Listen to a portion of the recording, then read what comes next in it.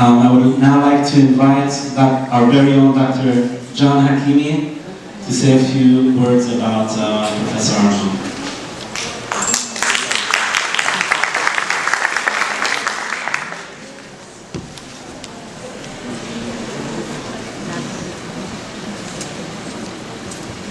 This is a very nice turnout. I want to thank a lot of people who traveled from different parts of the city and the country for joining us.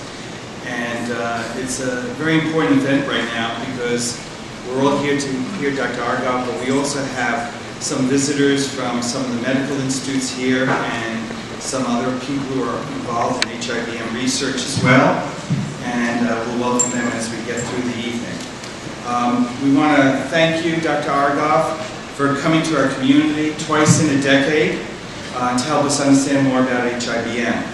And we'll learn more about the advances that you and the scientific community have made towards developing the tools needed to prevent and to treat this rare disease. Professor ZOHAR Argov was born and educated in Israel. He received his medical degree at Hebrew University Hadassah Medical School in 1974. After graduating, he did his neurology residency at Hadassah Hospital. He received a World Health Organization fellowship in the neuromuscular diseases and studied that in England. He completed his senior residency in neurology back at Hadassah and became board certified as a neurologist in 1981. He continued his training in the University of Pennsylvania with a Distinguished Muscular Dystrophy Association fellowship, and then returned to his homeland as an assistant professor in neurology in 1986. Currently, Professor Argov is a senior academic physician in the Department of Neurology at Hadassah University Hospital and the Josephine Frank Kengrich Chair of Neuromuscular Diseases at the Hadassah Hospital as well. He is also chairman of the Israeli Society of Neuromuscular Diseases and has international recognition as the president of the European Neurological Society. In 1984, about then, Dr. Argov was the first to describe progressive neuromuscular disease in Persian Jews. This was distinct from known forms of muscular dystrophy. He, in collaboration with Stella Matrani Rosenbaum and other researchers from Hadassah Hospital and Weizmann Institute of Science, began to unravel the molecular origins and of this distinct neuromuscular disease. The effective HIBM gene was identified, characterized, and extensively analyzed. This might seem like child's play in today's world of technology and science. You hear in the New York Times, Wall Street Journal, genes are found and discovered and we know what to do with them. But back in the early 90s, this was really a very unbelievable scientific event to identify a gene from a rare disease patient population. Our Israeli scientists developed the genetic tests that are the gold standard to obtain precise diagnosis of this and other muscular diseases and the basis for genetic screening and counseling of families in high-risk populations and prenatal diagnosis. We have learned that at least 1 out of 12 to 15 Persian Jews carry the HIBM gene, and at least 1 in 225 Persian couples are at risk in having a child with HIBM. This diagnostic test has already had a positive impact on our community, and there will be fewer HIBM patients in the future. The pioneer research by Dr. Argov and his collaborators has led to international research efforts to develop treatments of HIBM. There are at least 4 drugs at early stages of development that can be effective in treating this disease. Our Israeli scientists are moving forward with this promising approach of gene therapy. We hope that they and all the other research groups that are developing all the different strategies will be successful and deliver a broad range of therapies for HIBM. This sequence of events and achievements is an unprecedented in rare genetic diseases. Multiple groups approaching a single rare disease from different directions in such a short period of time. I think we should realize, even though we feel it's too slow for us, we should realize how much has been achieved and how many people involved in it. HIBM and other rare diseases in the Jewish community are part of who we are. Our history is thousands of years old. Persians have family trees that trace back at least 15 generations.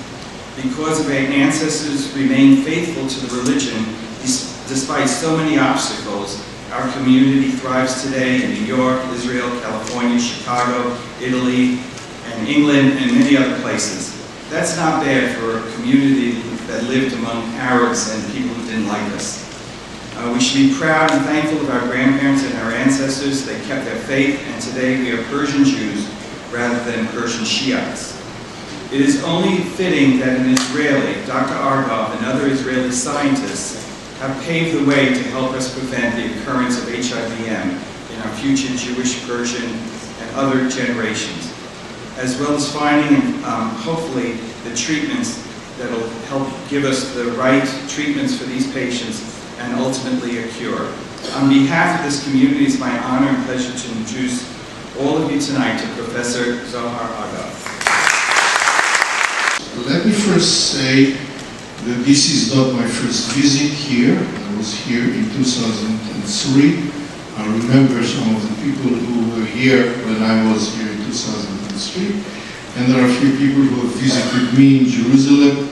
So this is not like an introduction to this community. And it is not an introduction at all for me to the community of the Persian Jews.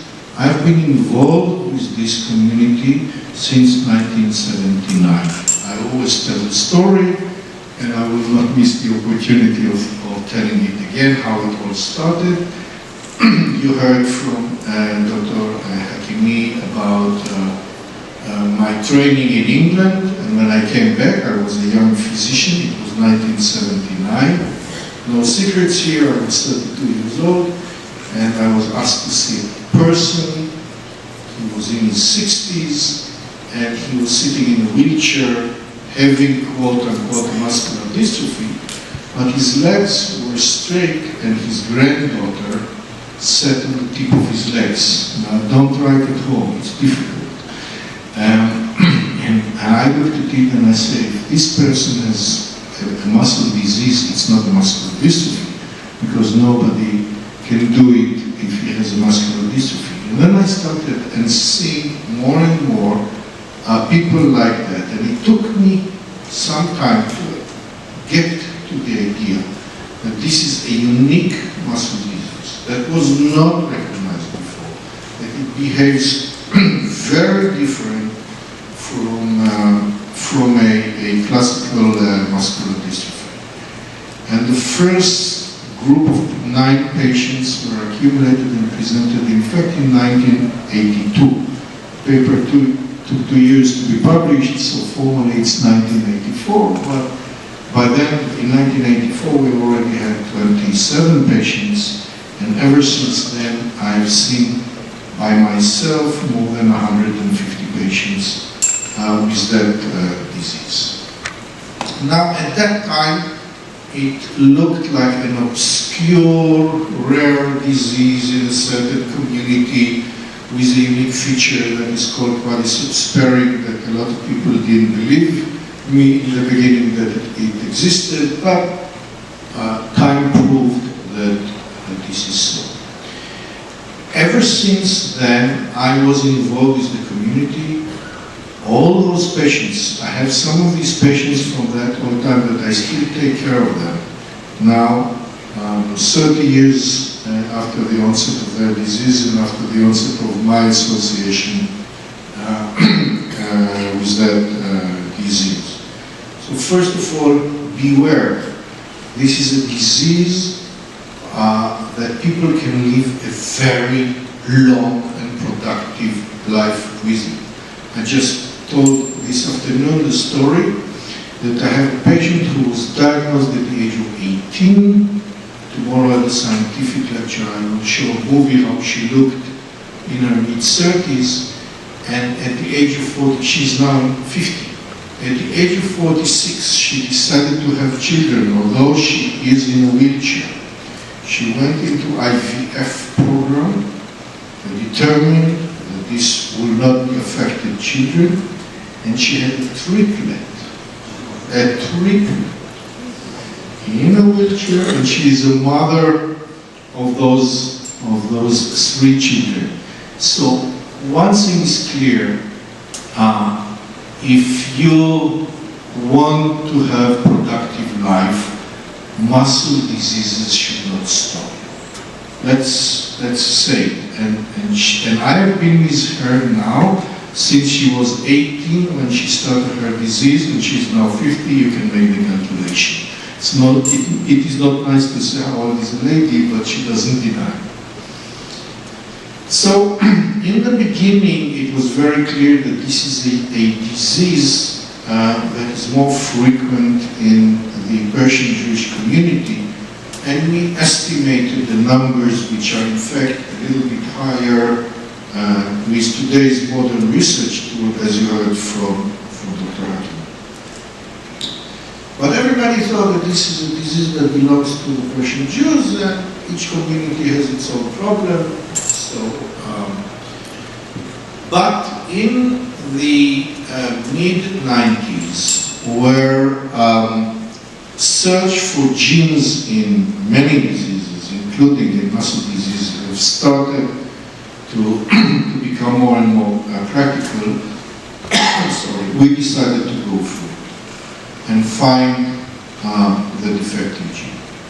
It took a long time and a lot of dedication from my very, very good friend and collaborator, Professor Stella Mitrani-Rosenbaum. From the beginning, she went with me to see the patient. She's a PhD.